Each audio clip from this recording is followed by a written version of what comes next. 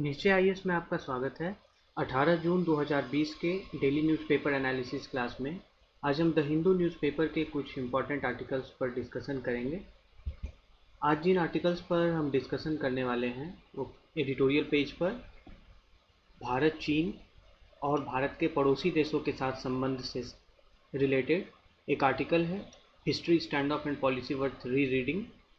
Page number 7 पर multilateralism बहुपक्षवाद post कोविड-19 के बाद जो स्थिति होगी विश्व की उस संदर्भ में एक आर्टिकल। पेज नंबर 11 पर आयल इंडिया लिमिटेड के एक तेल कुएं में असम राज्य में आग लग जाने के बाद इन्वायरमेंटल इम्पैक्ट असेसमेंट वहां पर शुरू हुआ है, उसको लेकर एक आर्टिकल है। पेज नंबर 13 पर चमगादड़ से संबंधित एक आर्टिकल, उसमें प्रीलिम्स और उससे संबंधित कुछ साइंस एंड टेक के टर्म्स के बारे में चर्चा करेंगे। पेज नंबर 14 पर फेसबुक और अमेरिका में चुनाव से संबंधित फेसबुक के द्वारा किए गए कुछ पहलों के ऊपर, और पेज नंबर 15 पर आरबीआई के द्वारा होम फाइनेंस सेक्टर में कुछ नियमों में कड़ाई की गई है, उसको लेकर चर्चा करेंगे। आइए शुरुआत करते हैं। पेज नंबर 6 एडिटोरियल पेज का यह लीड आर्टिकल है, history stand of and policy worth री रीडिंग। सुहासिनी हैदर के द्वारा लिखा गया यह आर्टिकल, आप इसे जीएस पेपर 2 के इन टॉपिक से जोड़ सकते हैं, भारत और पड़ोसी देशों के साथ संबंध और bilateral regional and global groupings affecting India's interest. विस्तार से देखें, चाइनीज स्ट्रेटजी जो भारत को लेकर अभी वर्तमान में विवाद को लेकर है, उसका और एक वाइडर कन्फ्लिक्ट है। वाइडर कन्फ्लिक्ट की अगर हम बात करें, एक व्यापक संघर्ष है। तो तिब्बत को एक पाम के रूप में चाइना देखता है, मतलब हथेली के रूप में देखता है, और तिब्बत से दक्षिण जो 5 क्षेत्र हैं भारत चीन सीमा से लगे हुए, उसे 5 उंगलियों के तरह देखता है। तो यह जो कंस्ट्रक्ट है, यह जो एक आइडिया है चीनी अधिकारियों का, यह माओ से तुंग के समय से जो है यह उनके विचारधारा का हिस्सा है। तिब्बत को, जो कि वहाँ जियांग कहा जाता है, उसे वह चाइना का राइट पाम मानते हैं, यानी कि दाएं हाथ की हथेली मानते हैं, और फिंगर्स को लिबरेट करना अपनी रिस्पॉन्सिबिलिटी समझते हैं। फिंगर्स कौन कौन से हैं? तो तिब्बत से दक्षिण, लद्दाख, नेपाल, सिक्किम, भूटान और अरुणाचल प्रदेश, इन्हें वो फिंगर्स कहते हैं। तो उनका मानना है 1950 के बाद से ही कि जो तिब्बत है वह हथेली है और यह 5 क्षेत्र उंगलियां हैं। तो चीन यह अपनी जिम्मेदारी समझता है कि इन 5 उंगलियों को वह लिबरेट करे, यानी मुक्त करे, और अपना जो विस्तार है वह इन क्षेत्रों में करे। तो यह जो कंस्ट्रक्ट है, यह जो विचार है, यह माओ से तुंग से आता है। माओ से तुंग जो कि चीन के, आप कह सकते हैं कि फाउंडिंग फादर्स थे। चीन के एक स्वतंत्र देश के रूप में स्थापित होने के बाद माओ वहाँ के चेयरमैन भी 1976 तक रहे। 60 साल पहले अगर हम बात करें तो भारत ने यह एक तरीके से सुनिश्चित करना शुरू कर दिया था कि यह जो 5 फिंगर्स की बात चीन करता है, तो यह पांचों क्षेत्र भारत के साथ ज़्यादा निकट का संबंध स्थापित हो, चीन के साथ नहीं। तो भारत इन 5 फिंगर्स को चीन के साथ अपने संबंधों में जरूर ध्यान में रखता रहा है। अभी वर्तमान में हम देख रहे हैं कि वास्तविक नियंत्रण रेखा चीन के साथ, उस पर सरकार को तो इस समस्या का सामना करना पड़ रहा है कि आगे हमारे क्या कदम हो। और लेख में सुझाया गया है कि अगर सरकार एक प्रकार से एक रणनीति बनाना चाहती है भारत चीन सीमा को लेकर, तो उसे इन सभी 5 क्षेत्रों में अपने जो है अपनी दृष्टि को रखना पड़ेगा, और जो अपना कॉम्पैक्ट रहा है भारत का इन क्षेत्रों के साथ जो संबंध रहे हैं, या फिर इन क्षेत्रों में जो भारत की उपस्थिति रही है, उसको फिर से रिन्यू करना पड़ेगा, नए दृष्टिकोण से देखना पड़ेगा। 1950s में अगर हम बात करें तो पंचशील समझौता भारत चीन के बीच में 1954 में हस्ताक्षर हुआ था, और 1962 में चीन भारत युद्ध, जिसमें भारत की पराजय हुई, और इसके बाद से तत्कालीन सरकार, नेहरू जी प्रधानमंत्री थे, सरकार में यह चिंता होने लगी कि चाइना के द्वारा यह जो प्रोक्लेमेशन है 5 फिंगर्स को लेकर, तो सरकार में इसको लेकर चिंता बढ़ने लगी थी। इसमें एक बार ध्यान देने की यह भी है कि किस प्रकार से भारत चीन संबंधों में जो है परिवर्तन समय के साथ आया है। 1959 में 1959 में भारत ने दलाई लामा को, जो कि तिब्बतियों के धर्मगुरु हैं, दलाई लामा को शरण दी थी। दलाई लामा तिब्बत से भारत आ गए थे, भारत ने उन्हें शरण दी और इसके बाद से फिर चीन जो है, आप कह सकते हैं कि इसके रिएक्शन में, इसकी प्रतिक्रिया में चीन ने कश्मीर में सेल्फ डिटर्मिनेशन की बात शुरू कर दी कि कश्मीर क्षेत्र को सेल्फ डिटर्मिनेशन का अधिकार होना चाहिए, अपने भविष्य के निर्धारण का अधिकार होना चाहिए। इसके अलावा आप देखें कि चीनी सरकार ने अपने यहाँ भारत के नगा और जो मिजो डिसिडेंट्स थे, मतलब जो राजनीतिक एक तरीके से आप कह सकते हैं अलगाववादी थे, उनको अपने यहाँ आश्रय प्रश्रय दिया और प्रशिक्षण भी दिया। तो 1962 में भारत चीन युद्ध के बाद चीन के द्वारा यह जो प्रतिक्रिया रही भारत के संबंध को लेकर, तो आप इसे एक ऐतिहासिक दृष्टिकोण में समझ सकते हैं। तो इन तमाम चीन के रिएक्शंस को लेकर भारत ने उस समय 3 pronged फॉरेन पॉलिसी बनाई, यानी कि त्रिस्तरीय जो है भारत ने विदेश नीति बनाई। और उस समय क्योंकि माओ जो है वो चाइना के चेयरमैन थे, तो माओ के 5 फिंगर पॉलिसी को काउंटर करने के लिए भारत ने 3 pronged फॉरेन पॉलिसी बनाई। आइए विस्तार से देखते हैं, इस लेख में बताया गया है वह 3 pronged फॉरेन पॉलिसी भारत की क्या थी। तो बॉर्डर्स को मैनेज करने के लिए भारत ने सबसे पहले भारत का जो पहला प्रॉन्ग था, मतलब जो पहले स्तर पे भारत ने कार्य करना शुरू किया था 3 pronged फॉरेन पॉलिसी में, वह यह था कि बॉर्डर इंफ्रास्ट्रक्चर को और गवर्नेंस को मजबूत किया जाए। यानी जो सीमा क्षेत्र में सड़क हैं, वहाँ जो अवसंरचना के कार्य हैं, जो ढांचागत विकास है और वहाँ पर शासन है, उसको मजबूत करने का भारत ने कार्य शुरू किया। और इसके लिए मध्य 1950 के आसपास यानी 1950s के दशक में भारत ने पायलट प्रोजेक्ट के रूप में यानी एक शुरुआती पहल के रूप में इंडियन फ्रंटियर एडमिनिस्ट्रेटिव सर्विस यानी भारतीय सीमांत प्रशासनिक सेवा करके एक नई सेवा की शुरुआत की, जो कि नेफा क्षेत्र, जिसे हम वर्तमान में अरुणाचल प्रदेश के रूप में जानते हैं, नॉर्थ ईस्टर्न फ्रंटियर एरियाज, और अन्य दूसरे क्षेत्र जो कि भारत चीन सीमा से लगे थे, तो उनके देखरेख और निगरानी के लिए भारत ने इंडियन फ्रंटियर एडमिनिस्ट्रेटिव सर्विस करके एक नई सेवा पायलट प्रोजेक्ट के रूप में शुरू की। इस सेवा में उन काडर्स से अधिकारी होते थे, मतलब कई सारी सेवाओं से इसमें अधिकारी होते थे, जिनमें कि भारतीय विदेश सेवा, प्रशासनिक सेवा, पुलिस सेवा के अधिकारी शामिल होते थे। और इनकी जो पोस्टिंग होती थी वह दूरस्थ आदिवासी क्षेत्रों और उस क्षेत्र के एम्बेसी में रोटेट होती रहती थी। बारी बारी से इनकी पोस्टिंग जो है सीमा के दूरस्थ क्षेत्रों में और एम्बेसीज में होते रहती थी, जो दूतावास होते हैं उनमें होती रहती थी। और यह जो अधिकारी थे यह सीमा क्षेत्रों का यह दौरा करते थे, नेफा से लेकर लद्दाख तक, यानी अभी वर्तमान में अरुणाचल से लेकर लद्दाख तक, और इसके साथ इन क्षेत्रों के त्वरित विकास को लेकर सरकार को अपने सुझाव दिया करते थे। तो अब देखें कि अभी भारत ने हाल फिलहाल में बॉर्डर पर अपने इंफ्रास्ट्रक्चर को काफ़ी ज़्यादा मजबूत करना शुरू कर दिया है। इनफैक्ट कि सीमा क्षेत्र में भारत के अवसंरचना के विकास, संपर्क को और बढ़ावा देने, कनेक्टिविटी को इम्प्रूव करने के पहल से कहा जाता है कि कहीं ना कहीं वर्तमान का जो वास्तविक नियंत्रण रेखा पर भारत और चीन के बीच में विवाद है, उसका एक कारण यह भी है कि भारत सीमा क्षेत्र में इंफ्रास्ट्रक्चर डेवलपमेंट और कनेक्टिविटी प्रोजेक्ट्स को काफ़ी ज़्यादा बढ़ावा दे रहा है। लेख में कहा गया है कि इस प्रकार के बॉर्डर डेवलपमेंट का जो बेस है, जो आधार है, वह IFAS के शुरू होने के समय या उसकी उपस्थिति के समय के ब्रीफ पीरियड से स्टार्ट हो गया था। जिस समय इंडियन फ्रंटियर एडमिनिस्ट्रेटिव सर्विस था, उसकी जब नींव रखी गई थी, तो बॉर्डर इंफ्रास्ट्रक्चर डेवलपमेंट का एक जो बेस है, आधार है, उस समय से शुरू हो गया था। लेख में बताया गया है कि IFAS जो है उसे 1968 में वाउंड अप कर दिया गया, यानी इस सेवा को समाप्त कर दिया गया 1968 में। उसके बाद से IFAS का जो रोल था सीमा क्षेत्र के विकास को लेकर, वह रोल भारतीय सेना और बॉर्डर रोड ऑर्गेनाइजेशन को हस्तांतरित कर दिया गया।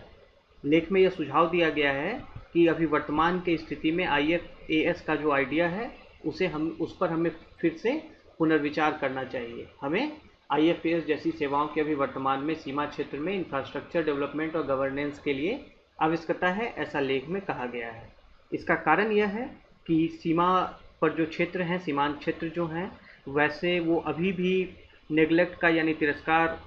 के बारे में उनका कंप्लेन होता है कि केंद्र सरकार के द्वारा या राज्यों के द्वारा पर्याप्त फोकस उन क्षेत्रों के विकास को लेकर नहीं है। 2019 में लेख में बताया गया है कि अरुणाचल प्रदेश और मिजोरम के मुख्यमंत्रियों ने भी IFAS को फिर से शुरू करने की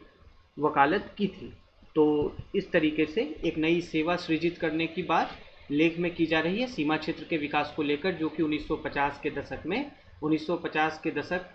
मध्य से लेकर 1968 तक इंडियन फ्रंटियर एडमिनिस्ट्रेटिव सर्विस के रूप में बॉर्डर एरिया डेवलपमेंट के लिए कार्य करता रहा है। उसे फिर से रिविजिट करने का सुझाव दिया गया है। तो भारत के 3 प्रॉन्ग में से एक प्रॉन्ग जो था, पहला था बॉर्डर इंफ्रास्ट्रक्चर का डेवलपमेंट।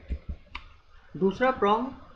यानी जो दूसरे स्तर पर हमारी विदेश नीति चाइना के 5 फिंगर पॉलिसी को रोकने की थी, वह यह थी कि हम अपने पड़ोसियों के साथ सीरीज ऑफ ट्रीटी साइन करें, कई सारी हम संधियां साइन करें, और उस दौरान ऐसी कई संधियां नेपाल, भूटान जैसे पड़ोसी देशों के साथ हस्ताक्षर भी की गई थी, जिसके माध्यम से कि इन देशों के साथ भारत के सैन्य एवं प्रशासकीय संबंध जो है और ज़्यादा मजबूत हुए थे। और इसके साथ ही जो वैसे भूभाग जिन्होंने कि भारत में शामिल होने को लेकर अपनी मंजूरी दी थी, तो उनके ऊपर भी कंट्रोल, सैन्य नियंत्रण और प्रशासकीय नियंत्रण जो है भारत के द्वारा कंसोलिडेट किया गया था, जिसमें कि लद्दाख भी शामिल है। लद्दाख जो कि अभी तक जम्मू और कश्मीर का हिस्सा रहा था, वर्ष 2019 में इसे एक अलग से संशासित क्षेत्र बना दिया गया। और अगर हम अरुणाचल प्रदेश की भी बात करें तो नेफा यह 1951 में, नॉर्थ ईस्टर्न फ्रंटियर एरियाज यह 1951 में भारत को असीड हुआ, और जम्मू एंड कश्मीर 1947 हम जानते हैं कि इसका एसेशन जो है, लद्दाख जम्मू एंड कश्मीर का पार्ट शुरू से रहा है और अभी हाल फिलहाल में इसे संघ शासित क्षेत्र बनाया गया है। 1950s की अगर हम बात करें तो आप देखें कि किस प्रकार से नेपाल, भूटान जैसे देशों के साथ भारत ने कई सारी संधियां साइन की, और जो 5 फिंगर्स के कुछ क्षेत्र थे जैसे कि लद्दाख और आपको नेफा, तो यह भी भारत को असीड कर गए, यानी कि भारत के साथ यह शामिल हो गए, जिससे कि चाइना की 5 फिंगर पॉलिसी जो है वो कमज़ोर हो गई। 1950 की अगर हम बात करें तो भारत ने सिक्किम को एक प्रोटेक्टोरेट के रूप में भारत ने सिक्किम के साथ एक संधि की कि भारत उसे एक संरक्षण देगा, भारत का एक संरक्षित क्षेत्र के रूप में सिक्किम की पहचान की गई उस संधि में। और 1975 में इंदिरा गांधी गवर्नमेंट के द्वारा जो है सिक्किम को एक पूर्ण राज्य के रूप में शामिल कर इसे भारत का 22वां राज्य बना दिया गया। तो आप देखें कि इस प्रकार से जिन 5 फिंगर्स के ऊपर चीन की नज़र थी, उसे धीरे धीरे करके भारत ने संधियों के माध्यम से या उनके एसेशन के माध्यम से चीन के पहुंच को कमजोर किया और अपनी पहुंच को उन क्षेत्रों में मजबूत की।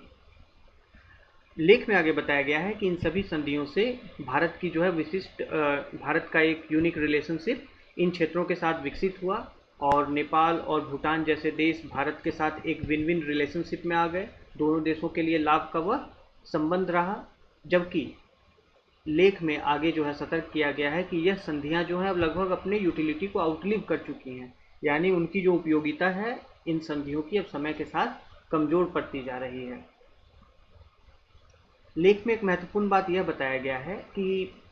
क्या वजह है कि चीन वह नेपाल में अपना स्थान बनाने में धीरे धीरे सफल हो पा रहा है, लेकिन भूटान के साथ वह उस प्रकार से सफल नहीं हो पा रहा। अगर हम नेपाल में देखें तो चीन की उपस्थिति या चीन का हस्तक्षेप राजनीतिक आर्थिक तौर पर बढ़ा है, लेकिन भूटान के साथ वह संभव नहीं हो पाया। इसका एक कारण यह बताया गया है कि भारत सरकार ने भूटान के साथ 1949 में जो treaty of perpetual peace and friendship, शांति और मैत्री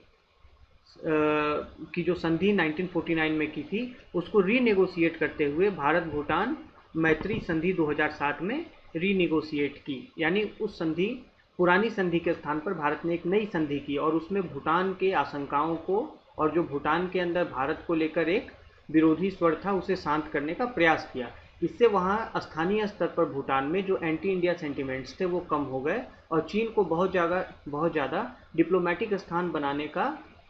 जो स्पेस है वह भूटान में नहीं मिला। लेख में बताया गया है कि इंडिया भूटान फ्रेंडशिप ट्रीटी 2007 के अंतर्गत भारत ने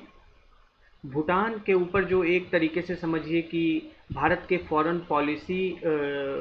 भूटान के फॉरेन पॉलिसी इशूज के ऊपर इंडिया के गाइडेंस का जो एक ऑब्लिगेशन था कि भारत उसे एक प्रकार से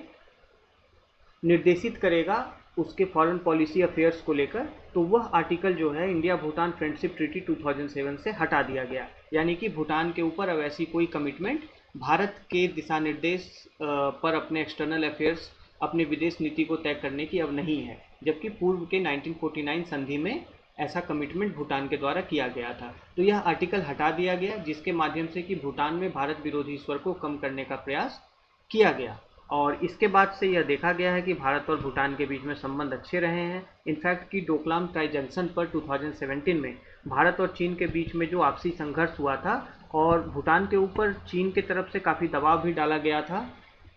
भारत के साथ अपने संबंधों को फिर से रियलाइन करने के लिए, तो वैसे भी दबाव के काल में भारत और भूटान के संबंध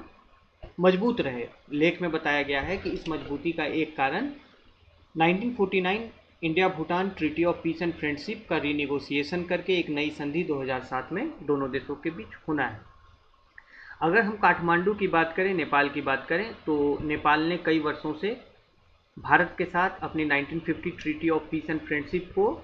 रिव्यू करने का अनुरोध किया है, परंतु लेख में कहा गया है कि भारत ने हमेशा इसमें अपने तरफ से देरी दिखाई है। यह एक वजह है कि अभी क्यों चीन जो है वह नेपाल में अपनी पैठ बनाने में सफल रहा है और भारत की उपस्थिति वहाँ जो है रिलेटिवली कमज़ोर हुई है। आगे बढ़ते हैं तिब्बत के मसले पर। जो तीसरा प्रॉन्ग था तिब्बत, क्योंकि पाम के रूप में चाइना के 5 फिंगर पॉलिसी में उल्लेखित है, तिब्बत को हथेली माना गया है, तो भारत की जो तिब्बत को लेकर जो नीति रही है उसे और ज़्यादा क्लोजली देखने की आवश्यकता है। जैसा हमने पहले भी चर्चा किया कि 1959 में 1959 में तिब्बती धर्मगुरु दलाई लामा और उनके कई लाख अनुयायियों को भारत ने शेल्टर करने का फैसला किया था, शरण देने का फैसला किया था। इसकी काफ़ी ज़्यादा प्रशंसा भी की गई, अभी तक भी उस पहल की प्रशंसा की जाती है। और भारत की इस नीति को, तिब्बतियों के संरक्षण और उन्हें प्रश्रय देने की नीति को, भारत और तिब्बतियों के बीच में संबंध, इसे फिर से भविष्य में रीलुक करने की आवश्यकता नहीं है। भारत को अपने इस तिब्बत के प्रति रवैये को भविष्य में बदलने की आवश्यकता नहीं है, चाहे वह तिब्बतन रिफ्यूजी कम्युनिटी को लेकर हो या फिर तिब्बत के जो फ्यूचर लीडरशिप को लेकर हो, यानी तिब्बतियों का नेतृत्व आगे कौन करेंगे, या वर्तमान में जो तिब्बती रिफ्यूजी कम्युनिटी इंडिया में रह रहे हैं, तो उनके साथ भारत के जो संबंध हैं वह इन्हीं मूल्यों और अतीत में किए गए, भारत के द्वारा लिए गए कदमों के आधार पर ही आगे भी तय होने चाहिए। वर्तमान में अगर आप देखें कि विश्व स्तर पर तिब्बती समुदाय जो है, तो वह दलाई लामा को अपना धर्मगुरु और एक पॉलिटिकल हेड भी आप कह सकते हैं, रिलीजियस और पॉलिटिकल हेड मानता रहा है। परंतु भविष्य में तिब्बती समुदाय के पॉलिटिकल लीडरशिप को लेकर काफ़ी आशंकाएं व्यक्त की जा रही हैं। इसमें यह भी कहा जा रहा है कि चीन तिब्बती समुदाय पर, जो तिब्बतन रिफ्यूजी कम्युनिटी है और तिब्बती कम्युनिटी है, उसके ऊपर अपने चॉइस को थोपने का प्रयास कर सकता है। ऐसी परिस्थिति में भारत, जहाँ पर कि कई सारे तिब्बती शरणार्थी रहते हैं, उसे इस मामले में अपनी और ज़्यादा महत्वपूर्ण भूमिका के हिसाब से कोई रास्ता निकालना पड़ेगा। तो तिब्बती इशू भी जो है यह भारत के 3 प्रॉन्ग फॉरेन पॉलिसी का एक हिस्सा रहा है कि भारत तिब्बतियों को शुरू से प्रश्रय देता रहा है और उनके जो मानवाधिकार हैं, राजनीतिक अधिकार हैं, उनकी सुरक्षा के लिए हमेशा से तिब्बतियों के पक्ष में खड़ा रहा है। तो यह पाम की बात हम कर रहे हैं, हथेली की बात कर रहे हैं चीन के 5 फिंगर्स पॉलिसी के संदर्भ में। आप चित्र में देख सकते हैं कि यह युवा दलाई लामा पंडित नेहरू के साथ हैं। 1959 में पंडित नेहरू के द्वारा दलाई लामा को और उनके कई सारे अनुयायियों को भारत में शरण दी गई थी। तो यह उस समय का इमेज है। आगे बढ़ते हैं जम्मू और कश्मीर के ऊपर। तो जम्मू और कश्मीर जो कि सामरिक रूप से एक महत्वपूर्ण क्षेत्र है, और देखना पड़ेगा कि 2019 अगस्त में भारत ने जिस प्रकार से जम्मू और कश्मीर राज्य को पुनर्गठित करके 2 संशासित क्षेत्र बना दिया, तो इसका क्षेत्र के सिक्योरिटी मैट्रिक्स के ऊपर, यानी जो सुरक्षा जो मैट्रिक्स है और जो इस क्षेत्र में जोखिम संबंधी, सुरक्षा संबंधित जो पैरामीटर्स हैं भारत और उसके पड़ोसियों के लिए, तो यह किस प्रकार से बदले हैं, इसे हमें समझना और इंट्रोस्पेक्ट करना जरूरी है। पाकिस्तान ने काफ़ी अपना विरोध जताया था कि इंडिया के द्वारा ये यूनिलैटरल कदम है कश्मीर के मैप को चेंज करना और कश्मीर के ऊपर जो विवाद है उसमें एक तरफा कार्रवाई करना, जबकि बीजिंग ने भी इस मामले को लेकर अपना विरोध जताया था, जिसके ऊपर बहुत ज़्यादा ध्यान उस समय नहीं दिया गया। बीजिंग ने उस समय एक स्टेटमेंट जारी कर कहा था कि खासकर लद्दाख को यूटी बनाने के पहल के ऊपर, कि वह इस प्रयास को चीन के टेरिटोरियल सॉवरेनिटी यानी कि भौगोलिक भूभागीय संप्रभुता के ऊपर एक पक्षीय हमला के रूप में यह देखता है। चीन ने कहा कि भारत ने डोमेस्टिक लॉ एक बनाकर, घरेलू कानून बनाकर चीन के संप्रभुता को हानि पहुंचाई है, और यह धमकी भी चीन ने दी थी कि यह कदम उसे स्वीकार्य नहीं है और वह ऐसे कदम को नहीं मानता। इसके अलावा अगर हम पाकिस्तान ऑक्युपाइड कश्मीर की बात करें, तो चीन का वहाँ पे हित जो है वह पाकिस्तान के साथ ऐतिहासिक समीपता से आगे बढ़ चुका है। हम जानते हैं कि पीओके में चीन के द्वारा चाइना पाकिस्तान इकोनॉमिक कॉरिडोर के रूप में कई परियोजनाओं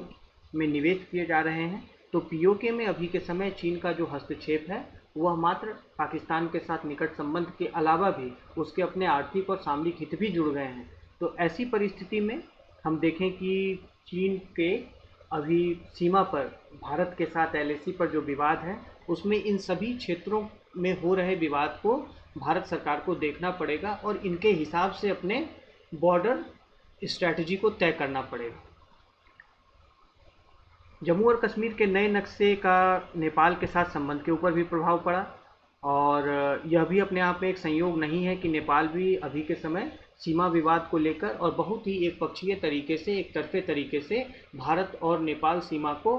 बदलने का प्रयास अपनी संसद में बिल के माध्यम से कर रहा है, अमेंडमेंट के माध्यम से कर रहा है। तो इन सभी अगर हम परिस्थितियों को देखें, नेपाल भी एक 5 फिंगर्स में है। हमने जैसे शुरू में चर्चा की थी कि नेपाल को भी चीनी जो है वह तिब्बत के दक्षिण 5 फिंगर्स में एक फिंगर मानते हैं। तो एक तरीके से इनफ प्रूफ है कि अभी सरकार को चाइना के साथ डील करने के लिए 5 फिंगर्स में सभी फिंगर्स के ऊपर जो है सरकार को ध्यान अपना देना होगा, सब पर दृष्टि रखनी होगी, या किसी भी एक फिंगर्स के ऊपर से अपना नज़र नहीं हटा सकता चीन के साथ जब हम फॉरेन पॉलिसी की बात करें। तो यह आर्टिकल जो है आपके सीधे रूप से पेपर 2 से जुड़ता है, भारत और चीन के साथ द्विपक्षीय संबंध और जिस प्रकार से हमारी नीति चीन के साथ समय के साथ इवॉल्व हुई है, इसमें क्या क्या घटक रहे हैं, फैक्टर्स रहे हैं। तो इस लेख से आपको उन सब मुद्दों को समझने में लाभ मिलता है। अगर आपसे प्रश्न पूछा जाए भारत चीन सीमा विवाद को लेकर, तो आप वहां पर चीन के 5 फिंगर्स पॉलिसी की चर्चा कर सकते हैं और इसके साथ भारत के 3 प्रॉन्ग फॉरेन पॉलिसी की चर्चा कर सकते हैं, जो कि भारत का एक काउंटर मूव रहा है चीन के 5 फिंगर पॉलिसी को लेकर। इसके अलावा सीमा क्षेत्र के विकास के लिए इसमें एक नया term IFAS, Indian frontier administrative service के बारे में एक ब्रीफ बैकग्राउंड भी बताया गया है, उसका कार्य बताया गया है। आप इसकी चर्चा भी अपने उत्तर में कर सकते हैं और साथ ही साथ निबंध में भी कर सकते हैं। अगर आपसे एक नए अखिल भारतीय सेवा के बारे में बात किया जाए या सेंट्रल सर्विस के बारे में बात किया जाए, तो आप इंडियन फ्रंटियर एडमिनिस्ट्रेटिव सर्विस के बारे में भी उल्लेख कर सकते हैं, इसके इम्पोर्टेंस को जताते हुए कि भारत चीन सीमा पर बॉर्डर डेवलपमेंट में अतीत में इसने क्या रोल प्ले किए हैं और वर्तमान में इसकी मांग क्यों उठ रही है। तो इस तरीके से यह आर्टिकल जो है आपके मेंस के लिए इम्पोर्टेंट है। आगे बढ़ते हैं पेज नंबर 7 पर, बहुपक्षवाद को लेकर कि पोस्ट कोविड-19 वर्ल्ड में मल्टीलैटरलिज्म किस प्रकार से इवॉल्व होगा। यह आर्टिकल सैयद अकबरुद्दीन के द्वारा लिखा गया है, जो कि पहले अभी हाल में ही भारत के यूनाइटेड नेशंस में परमानेंट रिप्रेजेंटेटिव के रूप में सेवानिवृत्त हुए हैं, भारतीय विदेश सेवा के अधिकारी रहे हैं। यह आर्टिकल आप GS2 से जोड़कर देख सकते हैं। GS2 में bilateral regional global groupings agreements involving India, क्योंकि ये सब बहुपक्षवाद के आधार स्तंभ होते हैं। दूसरा कि effect of policies and politics of developed and developing countries on India's interest. हम देखेंगे कि मल्टीलैटरलिज्म में किस प्रकार से विकसित देश, खासकर अमेरिका की नीतियों के कारण भारत के हितों के ऊपर भी प्रभाव पड़ सकता है। और जैसा हम जानते हैं कि बहुपक्षवाद जो है वो महत्वपूर्ण अंतर्राष्ट्रीय संस्थाओं, एजेंसियों के माध्यम से स्थापित होता है, तो आप इसे इंटरनेशनल इंस्टीट्यूशंस, एजेंसी से भी जोड़कर इस आर्टिकल को देख सकते हैं। आइए इसकी विस्तार से चर्चा करें। लेख में भारत के लिए यह सुझाव दिया गया है कि अभी वर्तमान में जो एक बहुपक्षीय क्रम है, एक वैश्विक व्यवस्था है, भारत को इसे समाप्त नहीं होने देना चाहिए। भारत को मल्टीलैटरलिज्म और मल्टीलैटरल व्यवस्था को बनाए रखने में अपना सहयोग करना चाहिए और साथ ही भारत को यह भी प्रयास करना चाहिए कि मल्टीलैटरल सिस्टम जो है, बहुपक्षीय प्रणाली व्यवस्था, वह किसी सुपर पावर के द्वारा कैप्चर ना कर ली जाए। जैसा हम जानते हैं कि United Nations pre Covid world में खासकर बहुपक्षीय संस्थानों के ऊपर, बहुपक्षीय व्यवस्था के ऊपर काफ़ी हावी रहा है। और वर्तमान में हम देख रहे हैं कि चीन का दबदबा जो है मल्टीलैटरल इंस्टीट्यूशंस पे बढ़ा है। तो भारत के लिए लेख में सुझाव दिया गया है कि मल्टीलैटरल सिस्टम को कोई सुपर पावर कैप्चर ना कर ले, भारत को इसका भी ध्यान रखना है। लेख में बताया गया है कि जिस समय बड़ी शक्तियों के बीच में, यानी वैश्विक शक्तियों के बीच में कोऑपरेशन काफ़ी ज़्यादा था, उस समय भी मल्टीलैटरलिज्म जो है वह अपने आप में स्विफ्टली अपडेट नहीं हो पा रहा था, यानी कि उसे अपने अंदर परिवर्तन लाने की क्षमता जो है, उसकी एबिलिटी उतनी नहीं थी। जबकि वर्तमान में हम देखें तो वैश्विक शक्तियों के बीच में काफ़ी प्रतिद्वंदिता है। तो ऐसी स्थिति में जहाँ पर कि वैश्विक शक्तियों के बीच में आपसी कोऑपरेशन था, सहयोग था, तब भी मल्टीलैटरल सिस्टम जो है अपेक्षाकृत तरीके से बदल नहीं पा रहा था। तो लेख में एक प्रकार से संशय व्यक्त किया गया है शुरुआत में कि क्या वर्तमान के प्रतिद्वंदिता वाले वैश्विक व्यवस्था में मल्टीलैटरल सिस्टम में व्यापक बदलाव हो सकेंगे। तो मल्टीलैटरलिज्म 0.1 यानी कोविड-19 आउटब्रेक के कारण जो है इंटरनेशनल इंस्टीट्यूशंस, उनके ऊपर काफ़ी ज़्यादा अटेंशन गया है एक तरीके से देखें तो, क्योंकि उनका रोल अभी के समय में काफ़ी महत्वपूर्ण हो गया है। चाहे वो ग्लोबल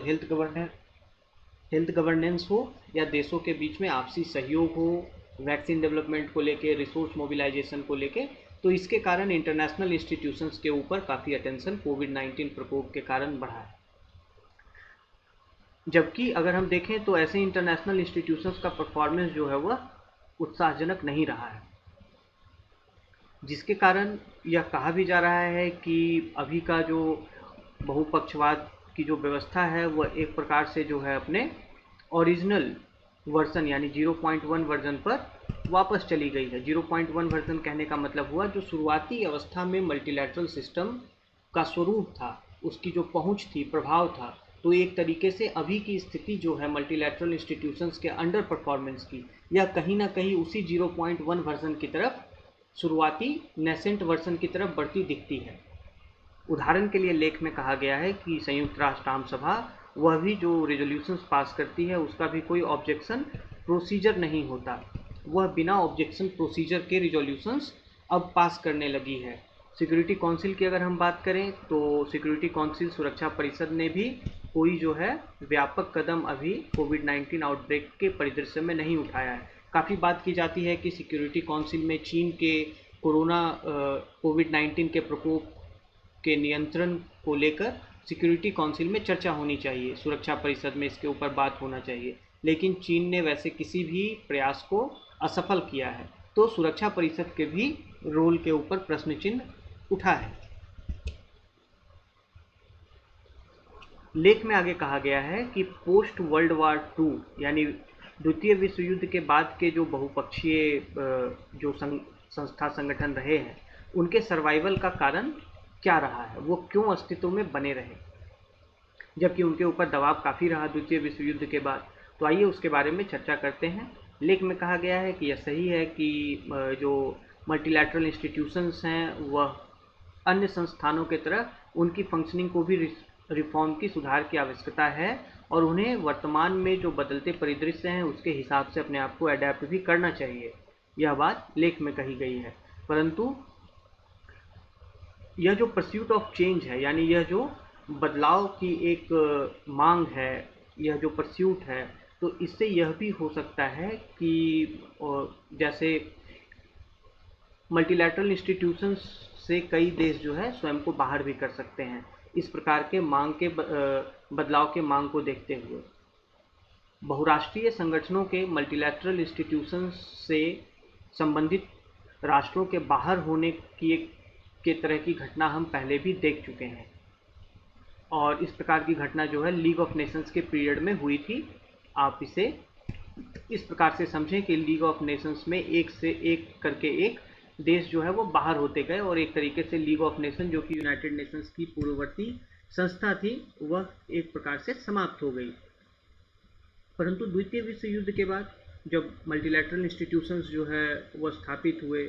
और हम देखें कि समय के साथ वो सरवाइव भी किए, ऐसा नहीं था कि वो समाप्त हो गए, लेकिन अब जो है वैसे डिपार्चर्स होने शुरू हुए हैं और उनका क्या प्रभाव पड़ सकता है लेख में उसके बारे में कहा गया है। यूनेस्को और ह्यूमन राइट्स काउंसिल से अमेरिका वापस हो गया है। यूनेस्को जिसका कि हेडक्वार्टर पेरिस में है और संयुक्त राष्ट्र मानवाधिकार परिषद जो जेनेवा में स्थित है, इन दोनों संगठनों ने यूएस के डिपार्चर को सरवाइव कर लिया। ऐसा नहीं हुआ कि यूएस के डिपार्चर के बाद इन दोनों संगठनों को बंद होना पड़ा। अगर हम यूनाइटेड नेशंस औद्योगिक विकास संगठन की बात करें, यूएनआईडीओ जो कि वियना में है, तो इससे भी अमेरिका ने अपने आप को विड्रॉ कर लिया था। इसके बावजूद भी यूएनआईडीओ अभी फंक्शनल है और कई ऐसे वैश्विक संगठन हैं जो कि अमेरिका के विड्रॉवल के बावजूद भी कार्य कर रहे हैं। अमेरिका ने हाल फिलहाल में डब्ल्यूएचओ को भी थ्रेट्स दिए हैं, डब्ल्यूएचओ की भी फंडिंग कट की है, अपने आप को वापस करने की बात की है। तो अमेरिका के द्वारा दिए गए इन सारे विड्रॉवल के थ्रेट्स के बावजूद भी यह इंस्टीट्यूशन सरवाइव कर रहे हैं। इसके पीछे का क्या वजह है? तो यह जो रीज़न बताया गया है ऐसे मल्टीलैटरल इंस्टीट्यूशंस के सरवाइव करने का, वह पहला यह है कि वर्तमान में यह जो मल्टीलैटरल ऑर्गेनाइजेशंस हैं, संगठन हैं, यह कई सारे देशों के ग्लोबल नीड्स को पूरा करते हैं। यानी कई सारे इसके सदस्य देश हैं और उनके द्वारा मतलब वैश्विक स्तर पर कई मुद्दों पर ऐसे संगठनों की आवश्यकता को महसूस किया गया है कि इनके माध्यम से उनकी आवश्यकताएं पूरी होती हैं। तो वैसे जो वास्ट मेंबरशिप है इन ऑर्गेनाइजेशंस की, वो इनको सरवाइव करके रखती है क्योंकि इनके द्वारा इनके मेंबर्स की ग्लोबल नीड्स पूरी होती है। दूसरी बात कि वर्तमान में महामारी के समय इस प्रकार के देशों के बीच में इस प्रकार के वैश्विक सहयोग की आवश्यकता को और ज़्यादा बल मिला है। तो इन कारणों से जो post world war II multilateral institutions हैं उनका महत्व बना रहा है और इस कारण से वह सरवाइव भी उन्होंने किया है, भले ही अमेरिका जैसी महाशक्ति एक के बाद एक करके ऐसे मल्टीलैटरल इंस्टीट्यूशन से स्वयं को वापस ले ले। आगे बात करते हैं, एक इंटरेस्टिंग हेडिंग इसमें दी गई है गुलिवर एंड लिलीपुटियंस की। हम सभी ने जोनाथन स्विफ्ट की गुलिवर ट्रैवल्स वो कहानी पढ़ी होगी, जिसमें कि गुलिवर एक यात्री के रूप में लिलीपुट वह जाता है और वहाँ पे जो लिलीपुट के निवासी होते हैं कद में काफ़ी छोटे होते हैं और गुलिवर उनके आकार में काफ़ी बड़ा होता है। तो यहाँ पर जो यह एग्जाम्पल दिया गया है, यह वैश्विक परिदृश्य में एक सुपर पावर और सुपर पावर के कद के सामने छोटे छोटे कई सारे देश, तो उनके बीच में जो पावर इक्वेशंस है उसको रेफर किया गया है इस हेडिंग के माध्यम से। तो लेख में कहा गया है कि अभी जो वर्तमान का मल्टीलैटरल जो वर्ल्ड ऑर्डर है यह कैप्साइज तो नहीं करेगा, यह एक तरीके से समाप्त नहीं हो जाएगा, परंतु क्या यह चीन के आगे यह घुटने टेक देगा? जो बहुराष्ट्रीय व्यवस्था अभी है, क्या वह चीन के सामने घुटने टेक देगी? क्योंकि चीन अभी स्थापित वैश्विक व्यवस्था के एक नए डिफेंडर के रूप में, नए रक्षक के रूप में अपने आप को प्रस्तुत कर रहा है। अभी हम देखें तो वर्तमान में 4 ऐसे बहुपक्षीय संगठन हैं जिनके प्रमुख चीनी नागरिक हैं। तो इस तरीके से क्या चीन का प्रभाव ऐसे मल्टीलैटरल इंस्टीट्यूशंस पे बढ़ेगा और इससे विश्व के अन्य देशों को संकट हो सकता है। चीन यूएन के बजट में 10% के आसपास कंट्रीब्यूट करता है। इसके बावजूद भी इस अनुपात में ऐसे संगठनों में चीन का जो है ओवर रिप्रेजेंटेशन नहीं है। अगर हम स्टाफ पोजीशंस की बात करें तो चीन इन संगठनों में अपने कंट्रीब्यूशंस के अनुपात में उसके स्टाफ की संख्या चीनी नागरिकों की उपस्थिति ऐसे संगठनों में नहीं है, जबकि ऐसे कई ऐसे देश हैं जिनके कर्मी अपने फाइनेंशियल कॉन्ट्रीब्यूशंस के अनुपात में, यानी वैसे राष्ट्रों के फाइनेंशियल कॉन्ट्रीब्यूशन के परसेंटेज के रूप में अगर आप बात करें तो आधा से ज़्यादा जो है वैसे देश के पर्सनल मल्टीलैटरल इंस्टीट्यूशंस में कई ऐसे देश हैं जिनके पर्सनल हैं। उदाहरण के लिए अगर किसी देश का 5% फाइनेंशियल कॉन्ट्रीब्यूशन यूएन के बजट में है तो लगभग 2.5% से भी ज़्यादा जो कुल कर्मी हैं उस संगठन के वह उस देश के पर्सनल हैं। तो इस प्रकार से आप समझ सकते हैं कि अगर हम इस तरीके से देखें तो चीन का जो कंट्रीब्यूशन यूएन बजट में है उसके अनुपात में यूएन के संगठनों में चीनी नागरिक स्टाफ पोजीशंस पर नहीं है, यानी उनका ओवर रिप्रेजेंटेशन नहीं है। इसलिए यह जो भय है कि चीन एक तरीके से अंतर्राष्ट्रीय और बहुपक्षीय संगठनों पर काबिज हो जाएगा अपने ओवर रिप्रेजेंटेशन के कारण, तो यह बात सही नहीं। लेख में कहा गया है कि हालांकि ये सही बात है कि बहुपक्षीय व्यवस्था में चीन जो है यह अपने आप को चीन ने काफ़ी मजबूत किया है और इसके साथ अपने हितों को और ज़्यादा आगे बढ़ाने को लेकर अच्छा काम किया है, परंतु आप जैसे देखें कि इसमें और यह भी बताया गया है कि ऐसे कई वैश्विक संगठन हैं जिनके प्रमुख चीनी नागरिक हैं, हमने अभी बात की, तो उनके सहायता से चीन ने मल्टीलैटरल इस तरीके के फोराज पर, प्लेटफॉर्म्स पर अपने खिलाफ होने वाले हमले से भी खुद को सुरक्षित किया है। यानी चीन ने अपने नागरिकों की उपस्थिति वैसे बहुपक्षीय संगठनों के प्रमुख के रूप में उसका लाभ लिया है, लेकिन अभी भी मल्टीलैटरल एजेंडा को सेट करने की जो क्षमता है वह चीन ने अभी तक प्रदर्शित नहीं की है। यानी चीन के पास अभी तक बहुपक्षीय एजेंडा सेट करने की एबिलिटी नहीं है और किसी मुद्दे के ऊपर जो डिस्कोर्स है, कन्वर्सेशन है, उसे डोमिनेट करने की भी क्षमता चीन के पास अभी तक नहीं है, जबकि यूएस जो है वह एक समय इन सभी तरीके से बहुपक्षीय संगठनों के ऊपर अपनी प्रभुसत्ता को जताता रहा है, चाहे वो मल्टीलैटरल एजेंडा सेट करने की बात हो, जैसा हम अतीत में देखते हैं कि जलवायु परिवर्तन संबंधी संधि हो, या फिर आप देखें कि उस प्रकार से बायोडाइवर्सिटी कंजर्वेशन की बात हो, WTO या IMF में अगर हम बात करें आर्थिक मुद्दों की, तो वहाँ पर भी जो डिस्कोर्स है वह अमेरिका ने अपने तरफ से प्रभावित करने का पूर्ण प्रयास किया है। उस प्रकार की क्षमता चीन के द्वारा प्रदर्शित अभी तक नहीं की गई है। आप चित्र में देख सकते हैं, ये जोनाथन स्विफ्ट के गुलिवर ट्रैवल से ली गई, जिसमें कि गुलिवर एक बहुत बड़े आकार का यात्री था और जब वह लिलीपुट जाता है तो वहाँ पर लिलीपुट छोटे छोटे जो है वह वहाँ के निवासी होते हैं और वह गुलिवर को रस्सियों से बांध देते हैं ताकि वह किसी प्रकार से उसका नुकसान नहीं कर पाए। तो इसी उदाहरण को इस लेख में बताया गया है कि किस प्रकार से छोटे और जो मिडिल पावर्स हैं उन्हें सुपर पावर्स को बांध कर एक नियंत्रित करके रखने की आवश्यकता वर्तमान के बहुपक्षीय वैश्विक व्यवस्था में है। लेख में आगे कहा गया है, हम बात कर रहे थे चीन की उपस्थिति मल्टीलैटरल वर्ल्ड ऑर्डर में, तो चीन का जो फ्लैगशिप वेंचर है बेल्ट एंड रोड इनिशिएटिव, वह भी अगर हम बात करें तो मल्टीलैटरल फोरा पर, बहुपक्षीय पटल पर बहुत ज़्यादा एक केंद्रीय भूमिका उसकी नहीं है, वो अभी भी फ्रिंज पर है, हाशिए पर है। ना ही मतलब अगर हम मॉनेटरी टर्म्स में बात करें तो एक प्रकार से चाइनीज़ टेक ओवर का वर्तमान में बहुत ज़्यादा खतरा है। हालांकि कोविड-19 के बाद में अर्थव्यवस्थाओं में जो गिरावट आई है, खासकर एशिया में और यूरोप में, तो उसमें स्थानीय कंपनियों के चाइनीज़ कंपनियों के द्वारा टेक ओवर की भी आशंका व्यक्त की जा रही है। लेकिन वर्तमान में ऐसा कोई जो है सब्सटेंटिव मतलब कि बहुत ज़्यादा व्यापक भय नहीं है चीन के पहुंच को लेकर।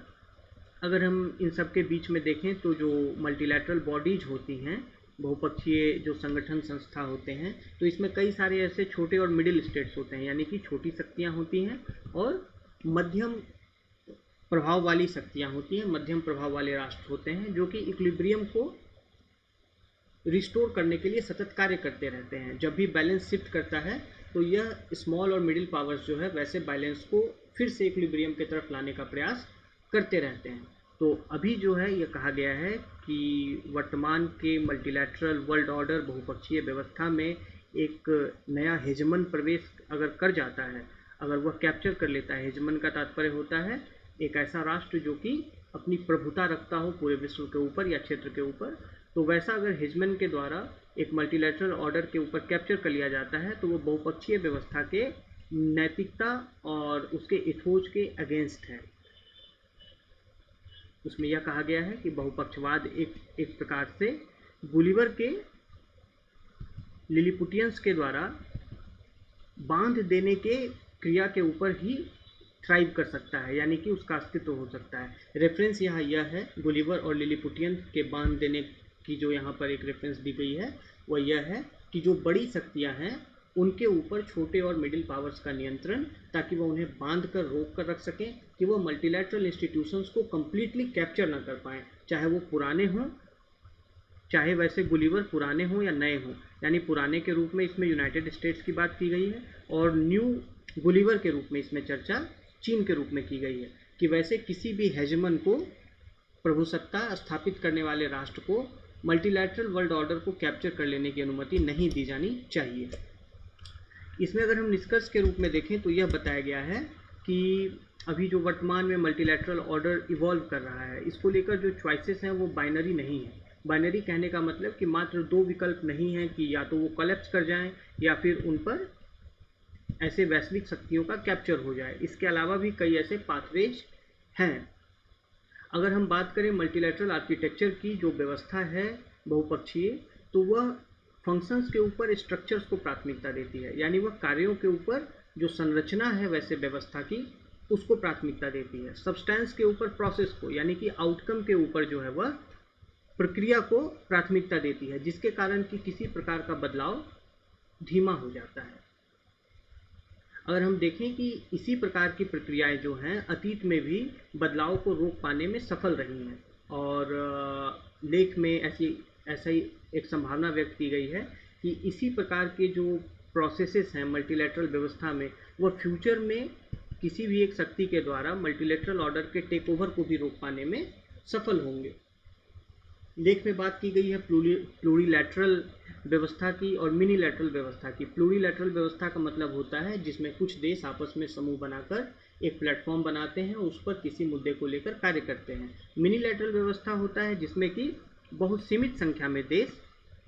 कुछ चुनिंदा देश किसी मुद्दे के ऊपर एक होते हैं। तो अभी वर्तमान में इंटरनेशनल एजेंडा को सेट करने में ऐसे प्लूरीलैटरल और ऐसे मिनीलैटरल समूहों का काफ़ी एक तरीके से देखें कि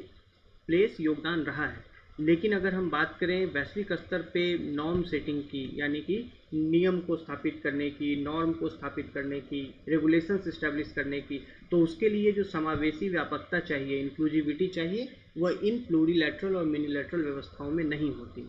अब इसके लिए आप देखें कि स्पेसिफिक मुद्दों को लेकर कोलिशंस ऑफ द विलिंग, यानी इच्छुक राष्ट्रों के आपस में अलायंस बन रहे हैं, कोलिशंस बन रहे हैं, गठबंधन बन रहे हैं इशू स्पेसिफिक, जो कि कैटलिस्ट का काम कर सकते हैं वर्तमान के मल्टीलैटरल ऑर्डर के लिए। तो इस प्रकार से भारत को एक उभरती हुई शक्ति के रूप में ऐसे किसी भी प्रकार के एवेन्यूज का लाभ लेना चाहिए, यह लेख में कहा गया है। और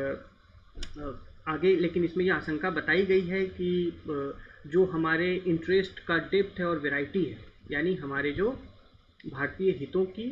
जो एक व्यापकता है, जो वैरायटी है और उसकी जो गहराई है, तो उसके साथ भले ही ऐसी व्यवस्थाएं न्याय ना कर पाएँ, छोटे छोटे समूहों के साथ जुड़ के इशू स्पेसिफिक काम करना भले ही हमारे इंटरेस्ट की वैरायटी के साथ और वैश्विक सहयोग में हमारे जो हित हैं उसको लेकर पूर्ण न्याय नहीं कर पाए। और उसमें यह एक आशंका और व्यक्त की गई है कि वह वैश्विक स्तर पर एक्सेप्टेंस ऑफ नॉर्म्स को लेकर, यानी किसी चीज़ से संबंधित नियम को, रेगुलेशंस को एक्सेप्ट करने के लिए भी एक होलिस्टिक सॉल्यूशन, समग्र समाधान उपलब्ध नहीं करवा पाए। यह सही है, लेकिन इन्हांस्ड इंगेजमेंट की बात की गई है कि हमें आपसी मतलब की जो संपर्क है, आपसी डायलॉग है, उसे ज़रूर बढ़ाना चाहिए। और इस प्रकार से सभी हितधारकों को कन्वीन करके समूहों में वैश्विक स्तर के लक्ष्यों को की पूर्ति की दिशा में कार्य करना जो है वो मल्टीलैटरल का एसेंस है। मल्टीलैटरलिज्म का, बहुपक्षवाद का जो एसेंस है वो यही है कि वैश्विक स्तर पर राष्ट्रों के द्वारा समूह बनाकर आपस में गठबंधन करके आपसी सहयोग के माध्यम से ग्लोबल गोल्स की पूर्ति करना। तो अगर हम वैसे प्लूरीलैटरल और मिनीलैटरल व्यवस्थाओं में भी शामिल होते हैं तो हम बहुपक्षवाद को ही मजबूत कर रहे होते हैं, क्योंकि परस्यूट ऑफ ग्लोबल गोल्स ही जो है बहुपक्षवाद का एक मूल है, आधार है। तो इस प्रकार से लेख में कहा गया है कि ऐसे व्यवस्थाओं के कैप्साइज हो जाने, यानी कि छिन्न भिन्न हो जाने से, या फिर ऐसी व्यवस्थाओं के महाशक्तियों के द्वारा कैप्चर हो जाना, यह दोनों भी हमारे हित में नहीं होगा। और एक प्रकार से इसमें बताया गया है कि जैसे दूसरे क्षेत्रों में हम बात करें तो बदलाव काफ़ी तेज़ी से होता है, जहाँ पर कि चेंज जो है उसमें क्वांटम लीप आप देख सकते हैं, वह सामान्य बात है। लेकिन मल्टीलैटरल डिप्लोमेसी में, यानी बहुपक्षवादी जो कूटनीति होती है, उसमें इंक्रीमेंटलिज्म ज़्यादा लाभ देता है, यानी कि थोड़े थोड़े छोटे छोटे पहल और कदम धैर्यपूर्वक किए गए कार्य जो है उनसे अधिक लाभ मिलते हैं। तो इस प्रकार से लेख में सुझाव दिया गया है कि हमें बहुत धैर्यपूर्वक जो है मल्टीलैटरल ऑर्गेनाइजेशंस में सुधार को प्रमोट करना चाहिए। इसके साथ ही हमें साझेदारियां विकसित करनी चाहिए, बनानी चाहिए, ताकि हमें और अधिक फंडामेंटल चेंज लाने के अवसर उपलब्ध हो सकें। तो इस प्रकार से यह आर्टिकल आपको मल्टीलैटरल व्यवस्था में आने वाले समय में भारत की क्या भूमिका होनी चाहिए उसके ऊपर प्रकाश डालता है। मुख्य परीक्षा पेपर 2 में आपसे जब प्रश्न पूछे जाएं मल्टीलैटरलिज्म और आने वाले समय में भारत की भूमिका, तो आप उसमें इन बिंदुओं का उल्लेख कर सकते हैं। साथ ही अगर आपसे निबंध पूछा जाए तो आप इन दोनों मुद्दों का उल्लेख आप इन बिंदुओं का उल्लेख उसमें कर सकते हैं कि किस प्रकार से अतीत में जो है मल्टीलैटरल इंस्टीट्यूशन सरवाइव किया है और यूएस के विड्रॉल के बावजूद भी वो फंक्शनिंग है। सुपर पावर के द्वारा कैप्चर किए जाने का भय वर्तमान में चीन को लेकर। अगर आपसे प्रश्न पूछा जाए कि क्या चीन के द्वारा मल्टीलैटरल सिस्टम को कैप्चर कर लिया जाएगा, तो उससे संबंधित कुछ आंकड़े भी इसमें दिए गए हैं कि चीन का ओवर रिप्रेजेंटेशन नहीं है। चीन के द्वारा जो अंतर्राष्ट्रीय स्तर पर किए जा रहे पहल हैं वो भी अभी उतना ज़्यादा व्यापक नहीं है। तो इससे एक जो है मतलब कि चीन के द्वारा कैप्चर कर लिए जाने का भय तत्काल रूप से नहीं है। और इसमें भारत के लिए जो रोल आपको बताया गया है, भारत की भूमिका, भारत के लिए सुझाव, आप उसे अपने उत्तर में शामिल कर सकते हैं। आगे बढ़ते हैं पेज नंबर 11 पर। यह news article assessment of oil well blow out impact begins, जहां पर कि ऑयल इंडिया लिमिटेड के एक तेल कुएं में आग लगी उसके फट जाने से, और उसका अभी जो इन्वायरमेंटल इम्पैक्ट असेसमेंट है, आकलन है, वो हो रहा है। आप उसे GS3 के इन टॉपिक से जोड़कर देख सकते हैं। कंजर्वेशन, पर्यावरण संरक्षण, क्योंकि यह पर्यावरण रूप इन्वायरमेंटली सेंसिटिव एरियाज में, पर्यावरण के दृष्टिकोण से संवेदनशील क्षेत्रों में यह ऑयल वेल स्थित है। तो इन्वायरमेंटल पोल्यूशन, इसके कारण प्रदूषण होता है, पर्यावरण का क्षय होता है, और इन्वायरमेंटल इम्पैक्ट असेसमेंट से जोड़ सकते हैं। साथ ही एक प्रकार का यह औद्योगिक आपदा है, इंडस्ट्रियल डिजास्टर है, तो आप इसे डिजास्टर और डिजास्टर मैनेजमेंट से भी जोड़कर देख सकते हैं। टेरी की एक टीम और एक प्राइवेट एजेंसी की टीम, टेरी जो कि पर्यावरण क्षेत्र की एक संस्था है, the energy and research institute, और टेरी और इसके अलावा एक निजी एजेंसी ने बागजन नेचुरल गैस वेल में आग लगने के कारण जो नुकसान पर्यावरण को हुआ है उसके इम्पैक्ट के असेसमेंट के लिए यह टीमें गई हैं। पूर्वी आसाम में स्थित तिनसुकिया जिला, जिसके कि बहुत निकट में स्थित है मागुरी मोटापुंग वेटलैंड। यह एक वेटलैंड है जो कि अभी जहाँ पर यह तेल ऑयल वेल में आग लगी है, तेल के कुएं में आग लगी है, तो उसके पास यह वेटलैंड मागुरी मोटापुंग वेटलैंड स्थित है। और साथ ही साथ डिब्रू साइखोवा नेशनल पार्क, तो डिब्रू साइखोवा नेशनल पार्क जो है यह तिनसुकिया जिले से सटा हुआ है, जहाँ पर कि यह ऑयल वेल है। आप देख सकते हैं इस चित्र में, यह डिब्रू साइखोवा नेशनल पार्क का यह चित्र है, जिसमें कि कई प्रकार के जिसमें कुछ वाइल्ड हॉर्सेस भी पाए जाते हैं, जंगली घोड़ों की कुछ प्रजातियां डिब्रू साइखोवा नेशनल पार्क में पाई जाती है। तो यह इमेज आपका डिब्रू साइखोवा नेशनल पार्क का है, और यह जो इमेज है वह आपका वेटलैंड का है। वेटलैंड मतलब मागुरी मोटापुंग वेटलैंड, जो कि ऑयल वेल से निकट है। तो आपके लिए यह पीटी के भी हिसाब से, प्रारंभिक परीक्षा के भी हिसाब से इम्पोर्टेंट है, यह वेटलैंड और यह नेशनल पार्क। अब देखें कि ऑयल वेल के निकट होने से यह इन्वायरमेंटली सेंसिटिव एरियाज हैं, तो इसका पर्यावरण के ऊपर भी क्षति अवश्यम भावी है। तो एक तरीके से आप देखें कि हुआ क्या था, तो 27 मई को एक तेल के कुएं से बहुत अनियंत्रित मात्रा में गैस का रिसाव हुआ, जिसकी भारी मात्रा में गैस निकलने लगा काफ़ी तेज वेग से, जिसके कारण कि आग लग गई। और वह अभी तक जो है आप देखें तो 9 जून से वह बहुत बड़े फ्लेम्स का आकार ले चुका है। ऑयल के द्वारा, यानी ऑयल इंडिया लिमिटेड के द्वारा वहाँ पर एयर क्वालिटी, हवा की गुणवत्ता और नॉइज लेवल की जांच की जा रही है, उसका अध्ययन किया जा रहा है। और इसके साथ ही जो गाद है, क्योंकि वह एक ऑयल वेल है, तो जो गाद जो रिलीज हुआ है पर्यावरण में, वैसे स्लज के बायो रेमेडिएशन का कार्य किया जा रहा है। और यह जो बायो रेमेडिएशन है, जैवोपचारण है, यह कार्य ऑयल के ही R&D